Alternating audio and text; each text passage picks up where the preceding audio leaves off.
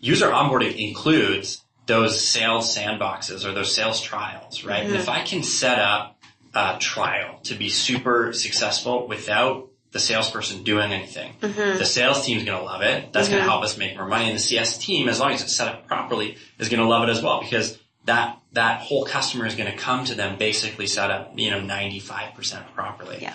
And that was like a great thing for her to go off and tackle right off the bat to, for sure, create onboarding better, but create a bunch of win-wins in the process. And the great thing about something like that, too, with that specific example, is that it gives people from these 3 teams that perhaps are working in silos a chance to come together and work on something together and really put the customer first. Yep. And I think it highlights the fact that a customer's experience, I think when we work for companies that build apps, it's very easy to get lost in a customer's experience is their experience in the app. Yeah. But really, for a lot of at least B2B software, there's a ton of stuff that goes on outside of the app that lends to the customer experience, and at the end of the day, lends to whether or not they're going to be renewing. Yeah. And I think when you can find projects and moments like that to bring all of those teams together, the ones who are, directly high touch talking to customers and the ones who are the more low touch experience, when you can find ways to meld those together, I think that's when you really are putting the customer first, because you're trying to think end to end. What are all the touch points this person or these people have with our organization? And I think Derek, to me anyways, like put it in a really good way in my brain, which was connecting these people in meetings. Like at first you're like, oh, more meetings, great. But the way he was thinking about them as, sure, meetings, but meetings are hacks, right? Like that's like a way you can connect these 2 people who otherwise aren't connecting, bring them together and get your work done faster. Yeah. Right? If you didn't do that, it would take 3 months. But if you can kind of sneak away to hack, a room full of the right people, get them talking about the right thing and get agreement really quickly, by the end of that meeting, like, wow, you can save yourself tons of time. Totally. Yeah, and it was kind of cool to hear, like you were saying, his stories about, starting as an individual contributor and working his way up to management. And lucky for him, he loves being a manager, and it really was kind of where he shines. But for a lot of people, the move from individual contributor into manager is a really, really stressful time. And it's something that not everybody takes very well, because it's you're a great coder doesn't mean you're a great psychiatrist or a great coach or a great whatever, right? Which is what you're being asked to do when you become a manager. And I think Mike Katchen from Wealth Simple had a lot of really cool things to say, and I was really intrigued by the way, sort of the philosophy around job mapping at his company, and how, he lets people continue to be individual contributors if they're crushing it, and that's what they're kind of meant to do, versus forcing everyone down this management path. And exactly. And I think, every time I think back to Mike, Mike is like the most thoughtful person, right? And so when he thinks about, I think career progression, he's really thinking about it, being as thoughtful as he can to each individual employee.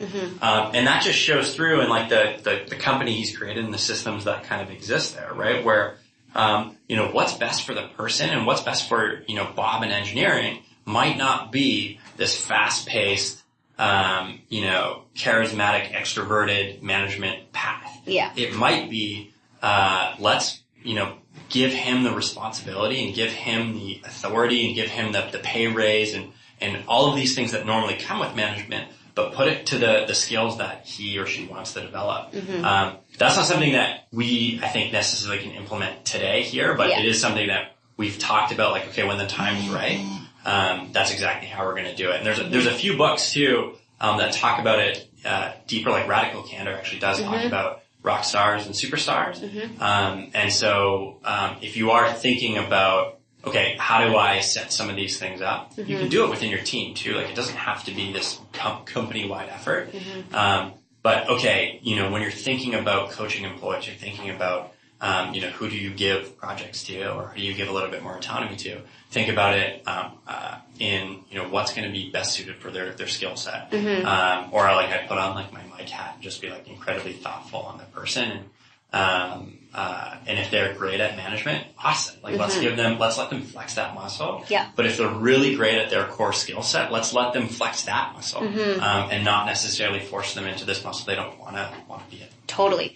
And it is so interesting too when you start thinking about I mean, obviously we're always thinking about, strengths and weaknesses and where do you fall on this spectrum and that spectrum and the other spectrum. And when we were speaking with the Nightingales, Melissa and Jonathan, we talked about the relationship results spectrum, which I thought was so interesting. And still I'm trying to say, I mean, I think I just fall in the middle. I'm usually like a very gray area kind of person. But it's an interesting way to think about a person, whether they're on your team or they're your manager or whatever. And it's a kind of a new avenue if you're looking for ways to coach. And like coaching to me is a very daunting thing, and understanding like, how do I even dissect what to coach in someone? And to me that sort of shifted my perspective a little bit and gave me another thing that, you could coach on relationship versus results. So I thought that was an interesting Well, I think it's also like, for me, it was really neat to go like, oh shit, like where do I sit? And how do I get better? Right. Yeah. What are things I can do? And I know, okay, I'm probably more, leaning towards this side. So that means I have to work a little bit harder to, unnaturally go a little bit farther over here, but probably that's where I should be. Mm-hmm. But the interesting thing, like right off the bat, I remember like a week after that episode, I had a reference call. And I think the interesting things with reference calls are, I think reference calls are important. Like, you should do them. Yeah. If you're hiring people and you're not doing reference calls, not only like shame on you, but like, man, you're missing out on so much key information. Even if you're like already set, I'm going to hire this person. Mm-hmm. Think about like, hey, interviewing that person's previous managers on how to manage them better. At least do that. Yeah, at least so you can have a leg up when they start working with you. You kind of already know. And you immediately get them into a productive state. But you wouldn't want it to cloud your vision, like, so sidetrack. But you wouldn't want them to be like, oh, now I'm going to paint you with this brush. Of course. Just putting that out. But what I think is hard about reference checks, and we definitely should do an episode on it because there are some hacks within reference checks to make them useful and not just stupid, is the hard thing is everyone there is trying to sell the candidate, right? Like, they have this personal relationship with the candidate. They want them to do, good. They want them to get the job. Mm-hmm. So they're there purposely to like not say bad things. Mm-hmm. So how do you get them to say potentially bad things? That you want them to raise the red flag and be like, don't hire this person. And I thought what was really interesting was talking about the relationship to results spectrum. Not saying either one is bad, but I loved how Jonathan and Melissa kind of labeled the farthest to the relationship side of the spectrum being, oh, you're basically just a big teddy bear. Mm-hmm. I think they said huggy bears. Huggy bear, yeah, that's right. Which I think is adorable. You're a big huggy bear. And the results side of things is basically you're just a big asshole. Yeah, just a mean person. And you're just mean, right? Yeah. And you care. You'll kind of burn the relationship bridge in order to focus more on the results.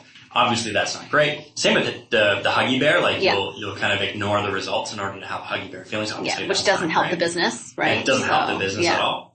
And so, in the reference call that happened just after that, I kind of got the sense that this person was like kind of could get themselves in situations where they were mean and the team just didn't like them. Yeah. And so I was trying to get a sense of like, please don't hire that person. Yeah, am I being crazy? Am I being insane? Am I thinking this? Like, am I reading between the lines correctly? And so it got to the point where I was like, okay, I had this great conversation, and they said people kind of fall in this relationship to results spectrum. Results is all about caring about results and not necessarily caring too much about, the interpersonal relationships that happen around that. Where would you say this candidate falls? And they said like as far on as far on results as possible, right? Like, this person is 100% results. And so I was like, okay, confirm the person's an asshole. Yeah. That might not entirely be fair, but it kind of confirmed some of the twinges I got. Yeah, you had other things in the conversation that sort of were red flags. Yeah, and that was another is this it? And turns out to be it. And they would have worked with Jill, and that would have been awful. That would have been. I don't really like mean people. So, but the thing for me was that doesn't necessarily mean don't hire results-oriented people or 100% results-oriented people. It came down to, okay, do we have the energy as managers to coach that person from being 100% results to being something, more balanced. And I think in the state that we were in for this particular role, I didn't feel comfortable that we had enough energy to devote to managing It's just not the time for our company. Exactly. We don't have time for that.